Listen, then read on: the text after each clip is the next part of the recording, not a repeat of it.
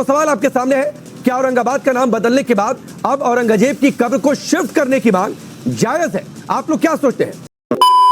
सबसे पहले दानिश में आपके पास आता हूं, ये औरंगजेब से कितना प्यार है जो आप लोग मुंह नहीं छोड़ पा रहे? देखिए, बात प्यार की और दुत्कार की नहीं है। बात यह है कि जैसा कि वारिस खान साहब का स्टेटमेंट की सरकार, बताइए उसके लिए क्या कहेंगे? उनकी कब्रें उखाड़ के फेंकेंगे क्या? दानिश कुरैशी, एक मिनट आपने बोला, आपने कहा कि मुझे गुस्सा है। हाँ, मुझे गुस्सा है, मैं मान रहा हूं। आपको प्यार है, आप मान रहे हैं? देखिए, प्यार और गुस्सा तो आप अपनी तरफ रखिए। नहीं, मैंने स्वीकार कर लिया। बोलने दे, तकलीफ हुआ है बेचारे को। बोल दानिश कुरैशी की मुझे गुस्सा है। मुझे गुस्सा वैसे सुल्तान पर है जिसने कई मंदिर तोड़े। अरे हमें तो गुस्सा गोडसे पे भी है, आपको तो गोडसे से भी प्यार है। नहीं, मुझे गोडसे से प्यार नहीं है। आपको प्यार होगा, मुझे बिल्कुल गोडसे से प्यार नहीं है। मैं खुलकर बोलता हूँ, मैं ताज ठोककर बोलता हूँ, मुझे गोडसे से प्यार नहीं है।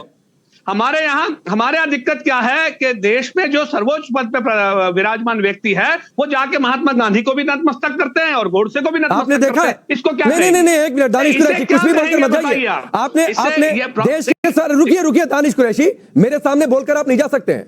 इस देश में सुनिए ना सर, झूठ चलाएंगे तो हम चला नहीं लेंगे। अरे बिल्कुल आप झूठ बोल रहे हैं दानिश कुरैशी। आपने कहा देश के सर, अरे सुनिए ना, अरे दानिश कुरैशी सुनिए, दानिश कुरैशी सुनिए, आपने कहा कि देश के सर्वोच्च पद पर जो बैठे हैं वो गोडसे को जाकर नतमस्तक करते हैं। देश के सर्वोच्च पद पर इस समय कौन है? प्रधानमंत्री मोदी है ना?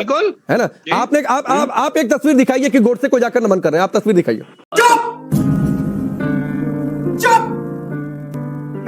देखिए, जो ये अभी बयान था कब्र हटाने वाला, ये बयान को आप लिटरली लेके नहीं चल सकते। मींस ये कोई ऐसा बयान नहीं है कि कब्र खोद दो। अब लोगों को एक बात समझने की अकल होनी चाहिए। ये सांकेतिक बयान होते हैं, ये बयान होते हैं एक संदेश देने के लिए कि आप उससे जो मोह है उसको बंद कर दो। जैसे कहा गया था देश के गद्दारों को गोली मारो सालों को, तो मतलब ये नहीं था कि गोली मार दो। बात कही जाती है कि तुम चूल्हे में जाओ, इसका मतलब ये नहीं होता कि तुम चूल्हे में जाओ। तो समझने के लिए थोड़ी सी अकल की जरूरत होती है। तो ये बात केवल उन्होंने सांकेतिक कही है, ये नहीं कि जेसीबी लगा के कब्र खोद दो।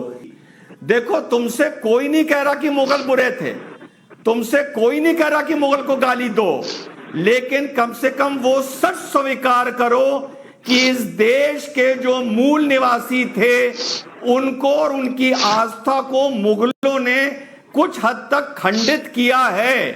उसके लिए जिस दिन मुगलों के रिश्तेदार ना बन के माफी मांग लोगे, उस दिन सारी समस्या का समाधान हो जाएगा। ठीक। माजिद हैदरी, शिवाजी हीरो या औरंगजेब हीरो? राकेश भाई, सबसे पहले तो मैं टाइम्स ऑफ भारत का और मोदी सरकार का आभार प्रकट करता हूं कि 2 रोज पहले आप ही के मंच पे, आप ही की डिबेट में मैंने एक अपील रखी थी जम्मू कश्मीर के युवा की तरफ से जेकेएसएस, तो शाम को ही सरकार ने उस पर ऑर्डर निकाला, तो आपका शुक्रिया।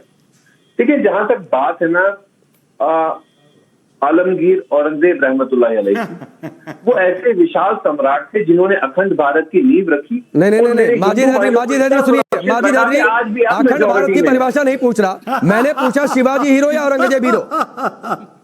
देखिए, दोनों हीरो हैं। औरंगजेब भी बहुत बड़े हीरो हैं। ये क्या बोल दिया भाई? देखिए, औरंगजेब मेरे लिए ज्यादा बड़े हीरो है क्योंकि उन्होंने अखंड भारत बनाया और हिंदू भाइयों को इतना सुरक्षित रखा कि आज भी आप मेजोरिटी में है।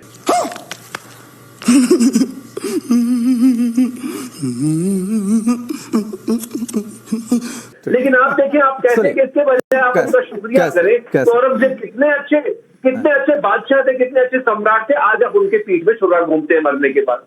अरे इसी देश में औरंगजेब नाम का रोड था, अगर आप उसका नाम बदलेंगे ना तो हमारे देश से औरंगजेब नहीं निकलेगा। रोड बदलने से फर्क नहीं पड़ता। रिजवान भाई आ रहा हूं, दिल में माजिद हैदरी और इंशाल्लाह रहेंगे। माजिद हैदरी सुनिए ना, मैं छोटी सी बात बता देता हूँ, रिजवान भाई उसमें और ऐड करेंगे। माजिद हैदरी सुनिए, औरंगजेब कितना अच्छा हीरो था। 1665 में मंदिर तोड़ता है, 1666 में भीमा देवी मंदिर, 1669 में विश्वेश्वर मंदिर, 1670 में केशव राय मंदिर, 63 मंदिर उसने तोड़ दिए। ठीक है, शिवाजी को उसने धोखा दिया, जबरन कैद करवा लिया। गोलकोंडा के पतन के बाद 200 मंदिरों की सामग्री में मैसाराम मस्जिद का निर्माण होता है। हुबली के मंदिरों पर उसने 17 मस्जिदें बनवा दी। मैंने कुछ गिनवाए, बाकी रिजवान भाई गिनवाएंगे।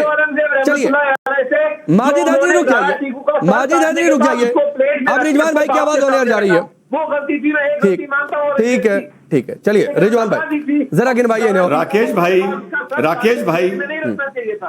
राकेश भाई, आज नेशनल टीवी पर क्या सुनने को मिल गया मेरे भाई कि औरंगजेब ने अखंड भारत की नींव रखी थी। हे प्रभु, हे प्रभु, हे प्रभु, अखंड भारत की नींव औरंगजेब से लगभग माजिद 1800-1900 साल पहले, मिडिवल हिस्ट्री, एंशिएंट हिस्ट्री की बात कर रहा हूं और किसी युग की बात नहीं कर रहा। मेरे भाई थोड़ा चंद्रगुप्त मौर्य के बारे में पढ़ लो भाई, थोड़ा अशोक के बारे में पढ़ लो भाई, थोड़ा उज्जैन नरेश विक्रमादित्य के बारे में पढ़ लो। प्रभु, नेशनल टीवी पर बैठ के ऐसी बातें ना किया करो कि हंसी का पात्र बनो कि औरंगजेब ने अखंड भारत की नींव रखी। लेकिन आप सम्राट औरंगजेब का आदर नहीं करेंगे, क्या दोहरे मापदंड है आपके? अशोक भी ग्रेट, अरे मुझे तो बोलने दो यार, भूल गए आप। अरे तुम बोलते हो तो कोई बीच में बोलता है क्या? खत्म, बाय बाय, टाटा, गुड बाय, गया।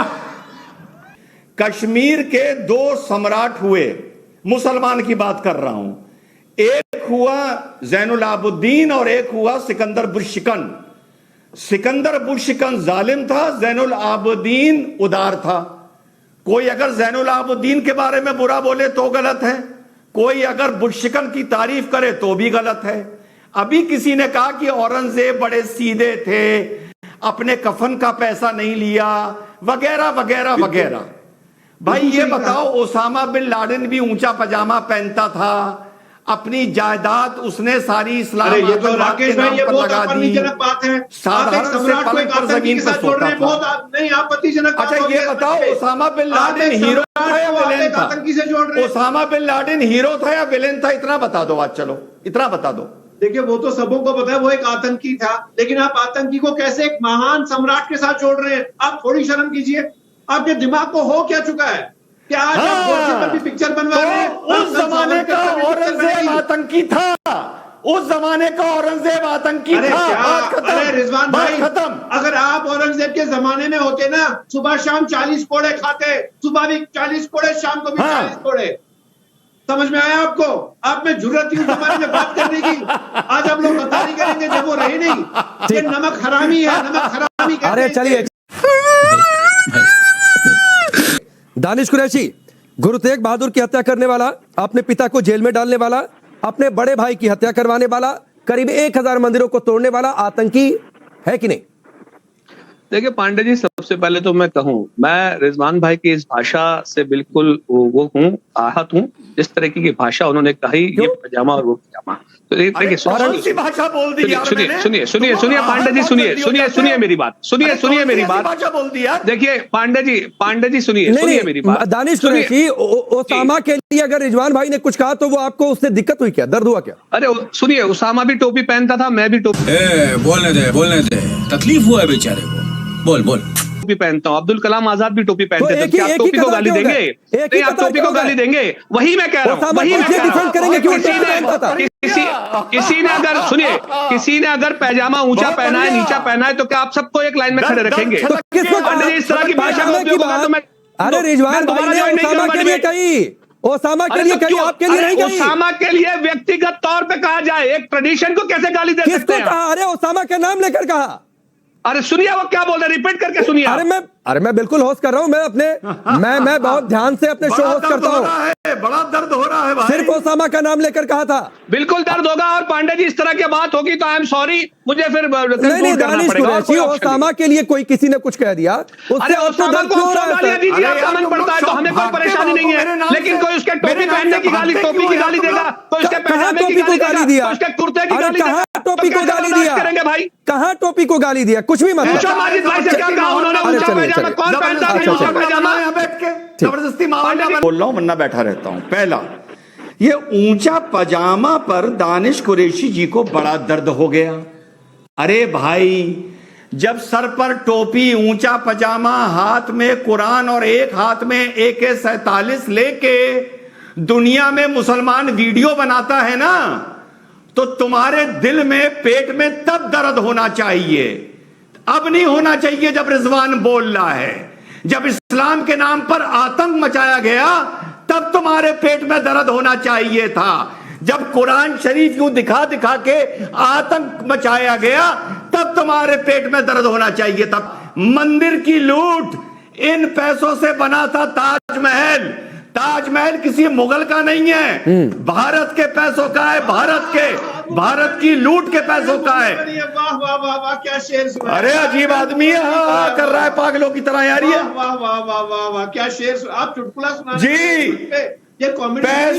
पैसा मुगलों के बाप का नहीं है, पैसा जजिया का है, पैसा मंदिरों का है, पैसा यहाँ के टैक्स का है, समझे? ओ भाई क्या भाई मुगल क्या लेके आए थे? बताना क्या लेके आए थे? अरे बताना मुगल क्या लेके आए थे यार, बता मुगल क्या लेके आए थे, बता। अरे मुगल यहाँ, रिजवान भाई, मुगल यहाँ भीख मांगने नहीं आए थे, हाथ में कशपोल लेके नहीं आए थे। अरे अगर इतने रईस थे तो परगना में बना लेते ना ताजमहल, ठीक, परगना में बना लेते ना ताजमहल।